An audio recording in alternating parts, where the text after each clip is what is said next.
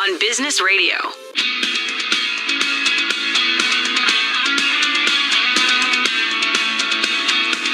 Wharton Business Daily here on Sirius XM 132. I'm Dan Loney. Great to have you with us. We're live for 2 hours every weekday, 10 a.m. Eastern Time, 7 a.m. Pacific.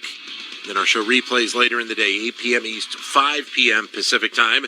We also invite you to download the Wharton Business Daily podcast, which has interviews that we have done in the recent past that you can listen to at your leisure. That podcast out every Tuesday and Thursday, so the latest edition out this morning. So make sure that you download the Wharton Business Daily podcast today. Once again, Puerto Rico dealing with high levels of damage from a hurricane, and the U.S. territory had not fully recovered from the last one, Hurricane Maria, 5 years ago. President Biden has declared a federal emergency on the island, which will bring to bear the resources of FEMA, but there were also other big storms to take note of in Alaska and Japan as well. Chloe Demrovsky is president and CEO of the Disaster Recovery Institute International. Chloe, great to have you with us, and certainly this is, again, the time of the year where we see a lot of these storms, but the preparation for all of these regions is really drawing more and more attention every year, it seems. Yeah, thanks for having me on, Dan. It's true that we're trying to bring attention to the importance of preparedness in reducing the effects of a disaster, because we know these storms come, the hazards are natural, we can expect them, we can forecast them, but our response to them determines how we fare when something happens. So that's the part that we can control. We can't control the weather, we can't control the storms, we can control the preparedness of our communities, our businesses, and our families, and that's where we need to bring our focus. Why do you think it is still lacking, even at this point, having seen some of the intense storms we have seen even over the last couple of decades? Well, if we're going to start with Puerto Rico, certainly in Puerto Rico, there are a lot of challenges. One is that an island, because it is an island, because it's so dependent on imports, for example, and on shipping to bring in those imports to the island for everything from construction materials to food and so on and so forth. They're very reliant on import-export and those shipping companies. So that makes it even more challenging to get to these areas. You can't just kind of drive in to the island. You have to make sure that the ports are clear and then the road networks to get to the interior of the island. So there are some problems just topographically with response in an island in general. And in Puerto Rico, that's compounded by lots of governance challenges, right? As we know, the response in terms of getting things improved and built back better in the 5 years to the day since Hurricane Maria is just going agonizingly slowly. I mean, there is the biggest challenges are with the power grid. There is a new energy company called Luma, which is an American-Canadian company that is responding. And there have been some reports that, the trucks are out there trying to restore power to the island. But so far, power has only been restored for like 100,000 residents of the 1.5 million inhabitants of the island. And so hopefully it won't be the month that it was after Maria, but certainly in some of these areas, it will be a challenge because all of the power is created in one section of the island, and then it has to be transmitted, and that transmission infrastructure is very vulnerable to winds. It's very old. Even with something like this, where we had a lot of rainfall, but relatively modest winds, it was still all taken out. So that's a major problem, and that needs to be improved moving forward.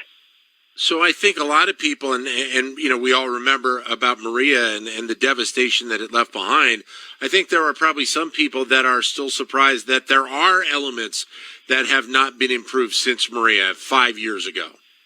Yeah, certainly, and they should be. There are some elements that have been improved, and those we can be, I guess, grateful for, which is, one is that most of the hospitals are running on backup generators. They didn't have those in 2017, and when a hospital loses power, that compounds a terrible situation because that can literally be life-threatening for people who are reliant on power to, as patients, for example. And as you have people who are impacted or injured by the storm coming to hospitals, you really need power. So there are backup generators at the hospital, and that is certainly a noticeable improvement in stark contrast to 2017. Also, I've heard that 75% of cell phone towers are up and functioning after the storm passed, so that is also an improvement. And then something that not everyone may realize is that a lot of pharmaceutical supplies and inputs are manufactured on the island of Puerto Rico for the whole U.S. market. And the pharmaceutical industry located in Puerto Rico has also invested a lot in backup generation, on hurricane-resistant buildings, and also on making sure that they have strong preparedness plans in place for their employees and, of course, their employees' families, where they invite them all to shelter in place on site so that they can get back up and running in a matter of days, so that this then doesn't become compounded throughout the U.S. Because, of course, it's important for that pharmaceutical industry to get up and running as fast as possible, because, of course, for the economy of Puerto Rico, it's very reliant on it for jobs. But then it's also really vital to health and pharmaceutical supply chains throughout the United States. So if that goes down, that has a major ripple effect, which we did see in 2017. Now, while this is going on, you also have a typhoon in the Pacific, which was causing damage there, and that had a significant impact as well. Let's start, I guess, with Japan on this. I mean, I think we've seen videos of the past of impact in that country, and again, I guess it's a little bit of the same story, is that you want to make improvements, but then when you get the intensity continuing to rise of the storms that are occurring, even the preparedness is not enough in some cases.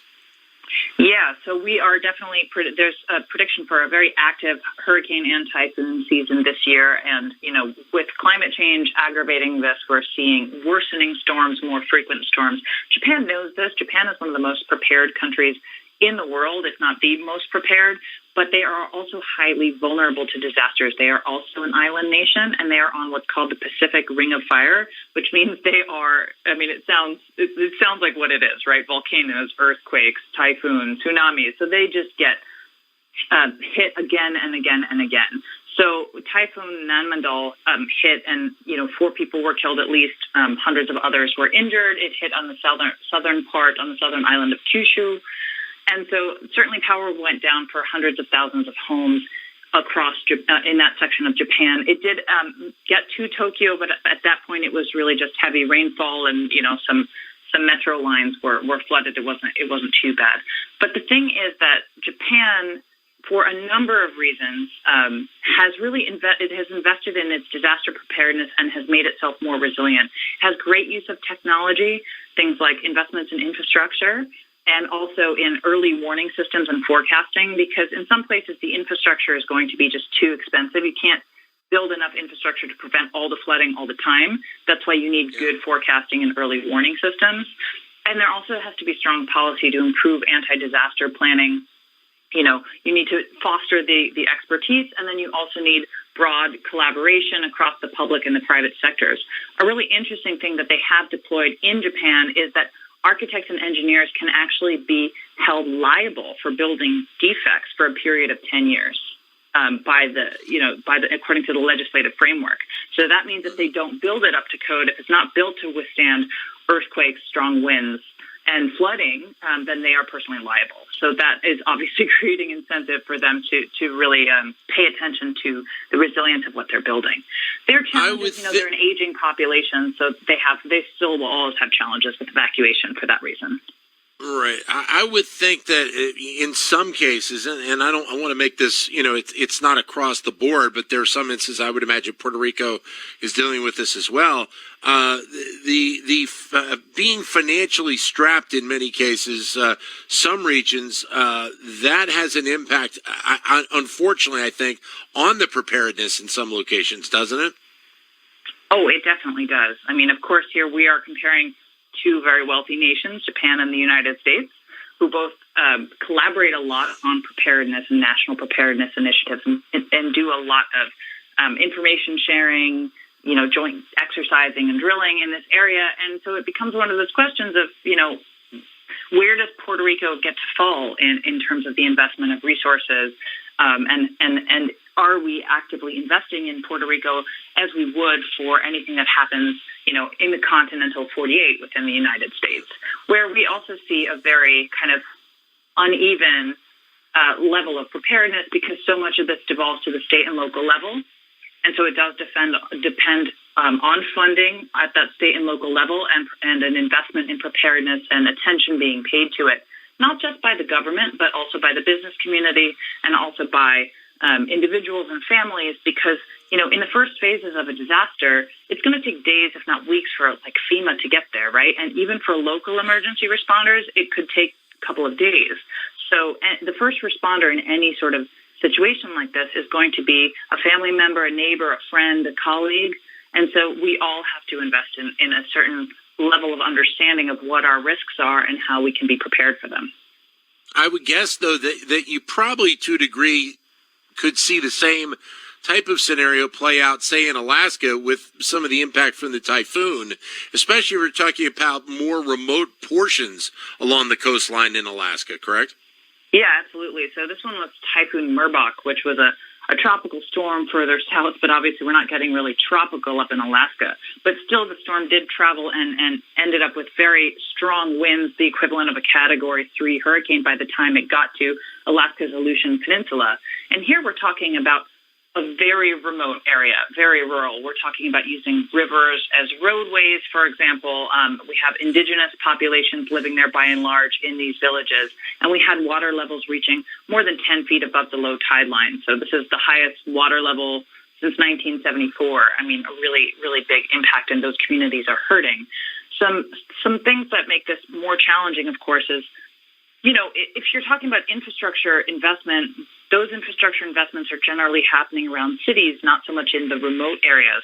In remote areas, it's really about personal preparedness. But of course, a lot of these communities were set up, these villages were set up to house traditionally nomadic people in areas where they didn't necessarily live. So they were set up, where it was convenient to bring in construction materials, for example, by barge, and those tended to be in floodplains. So that compounded this disaster.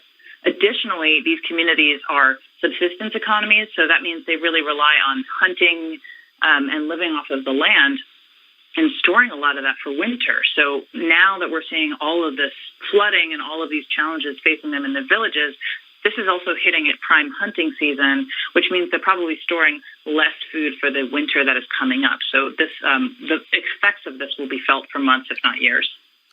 How much conversation, then, is there going on between communities and governments about the efforts that one group may be taking that may be beneficial to another group? And I ask that because certainly the discussion around the lowlands in and around New Orleans, that's been a discussion point, even along the Florida coastline where you have low areas and the expectation of rising seas in the years ahead.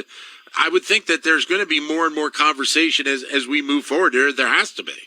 There certainly is. I mean, disaster nerds like myself, we get together and we discuss what the latest and greatest is in terms of early warning systems and flood control and options for building back better. The term that has been used I've been using certainly for at least a decade in the disaster management space before it was used for, Biden's ill-fated Build Back Better bill. But the idea is that, when a storm hits, you have a moment to kind of spur investment in greater resilience, and that you can not just build back what was there before, but build back better. And that conversation becomes really fraught, especially when you bring it up a level to, say, the political level or a leadership level. When you start to talk about things like managed retreat out of floodplains, people get really unhappy. People are attached to their communities. They like where they live. They like living on the water. It's really nice.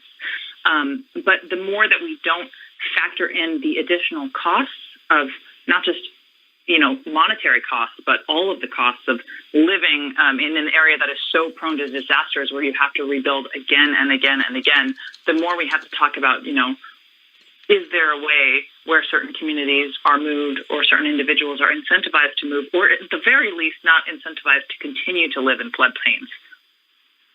Well, and then that brings the discussion of insurance into the mix and the cost of insurance, which are on the rise in those areas, and whether or not many people get priced out of it just alone on the insurance piece. Right. And so for a long time, those insurance rates were actually artificially low because there were incentives at the federal level to keep insurance affordable for people who were living in flood zones, but then that actually incentivized building in these areas rather than just doing what it was meant to do, which was to make sure that people who were at risk of flooding had some sort of insurance coverage as protection. So then getting rid of the National Flood Insurance Program became really complicated. And so insurance can play kind of a twofold role. If it's too inexpensive, then it can make people feel like there's less risk than there actually is.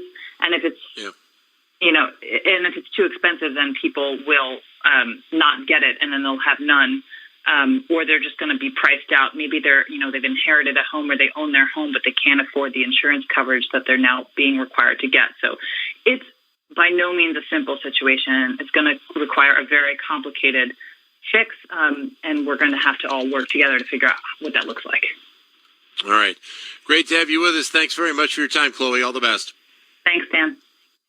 Chloe Damarovsky, President and CEO of Disaster Recovery Institute International.